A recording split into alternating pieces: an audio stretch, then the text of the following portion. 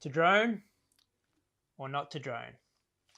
It's a question I've often pondered over the last few years as these curious contraptions have gained popularity at a rapid rate in the photography world. My way of taking photos is squarely based on the experience that I'm having. I don't want to just be a spectator, I want to be fully invested in the image that I'm taking. For instance, with water photography, it puts me right in the moment. I'm amongst the waves, I'm in the elements, I'm smelling the salt, water's on my skin. The picture that I'm taking, once I've taken the picture, when I look at that picture, I can feel the water rushing past me, the wave crashing over me. So I'm fully invested in that image and I was there. I know what it was like. That photo can bring that for me. We've done a ton of aerial photography from helicopters, and it's the same deal as water photography. You're up there in the elements, the door's off the helicopter, you're only held in by a lap belt, the wind's in your face as you're hanging out the side, and it's a wild experience. You're shooting off the side of this helicopter, you're getting the views, you come home with an amazing experience and epic photos, but you got the experience.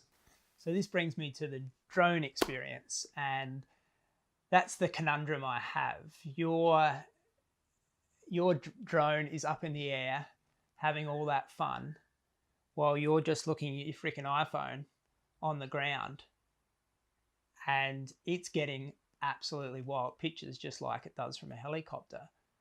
But you're not having that experience. You're not having the wind in your face. You're not hanging out the side of a helicopter.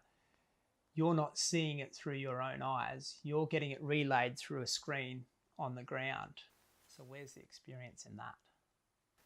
And that's why we resisted getting a drone until around about 2 years ago.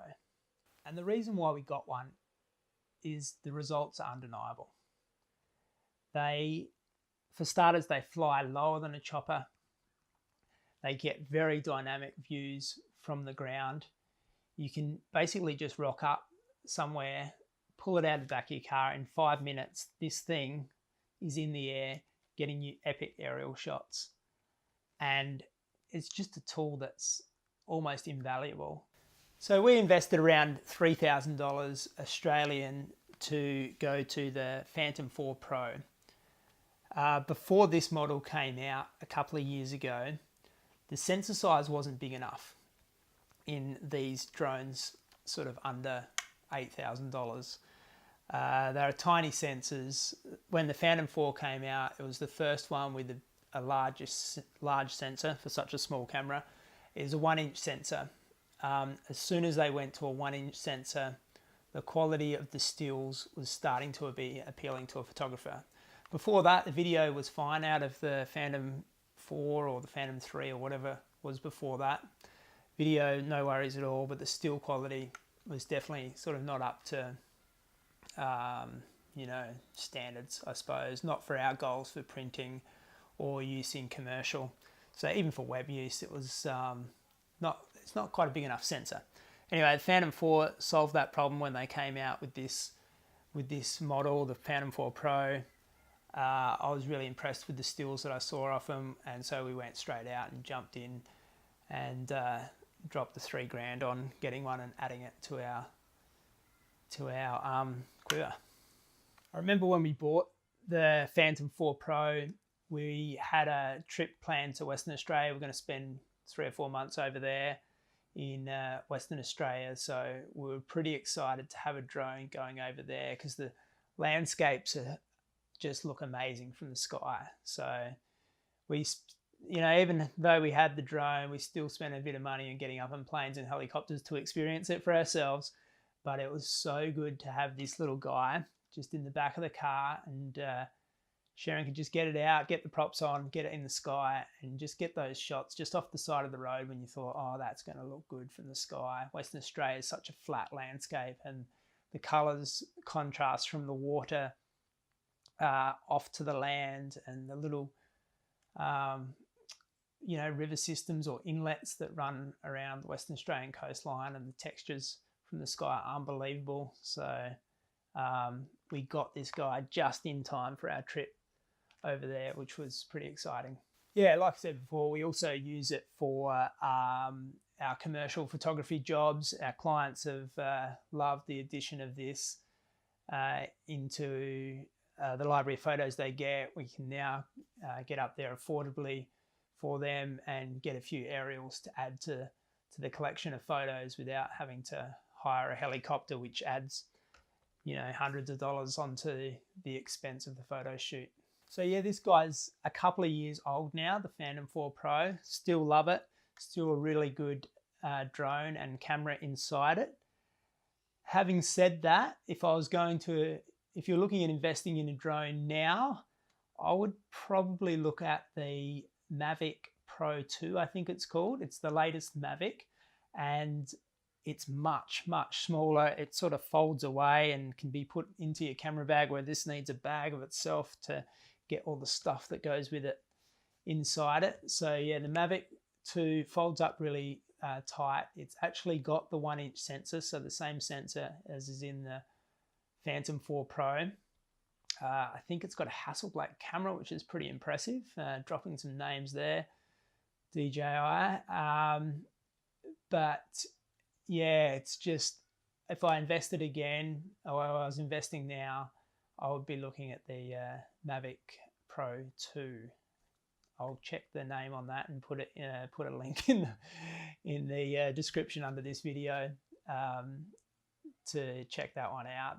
That's a real game changer, especially for the size. It's also, I think, a lot less noisy. This drone's super noisy, which is a bit annoying at times too. So yeah, we have decided to drone, and you know what? We're having a truckload of fun with it. It's an awesome tool. Sharon is definitely the main pilot. I don't really know how to fly it very well at all, but Sharon really loves it, which is cool because it frees me up to, while she's scouring the sky for shots from the air, I can be out taking landscape photos or in the water taking water photography. So we're doubling up and getting the shots together in our own way. Yeah, she's just better at flying those things. As a kid, I was terrible at remote control cars or remote control boats and that sort of thing. She was a little bit better at it, so the drone's her bag. If I have to really get it up, I'll get it up and get a shot, but she does all the videos that you'll see through us in respect to drones, and most of the still images are taken by Sharon with the drone. It's her gig. I will still take chopper rides and plane rides where the opportunity arises and the budget allows, but we're both stoked to have this little guy in our quiver now. Just the ease of use, getting into the sky quickly and being able to get that shot just so easily and affordably. It's a great addition to our photography bag, I guess. Yeah, we probably haven't used the drone as much as we could have. We do use it sparingly, but the price point's so low on the a good quality drone now that every professional photographer's almost expected to have one. So, you know, why not jump in and add it to your camera bag? So yeah, you might see a few more aerial shots from us, you know, through our Instagram feed and website, as you probably have over the last 2 years if you've been following us. But yeah, just don't ask me how the experience was. Only this fella knows how it really felt up there. Thanks for coming along and to our channel and watching this small insight into our photography. We have many more ideas planned for the future on just discussions like this one. Sometimes there'll be tutorials, sometimes there'll be location-based shoots where I show you a location and the sort of photography gear that I took and how I used it. So there'll be plenty more rolling out over the future. If you are interested in what I'm doing, I'd love you to subscribe, leave a comment, all that sort of thing. You can also join our newsletter over on our website, which is www.stimages.com.au. But yeah, thanks for tuning in, and just shoot us any questions or any ideas that you want to hear about photography in general or the way we go about it. Cheers.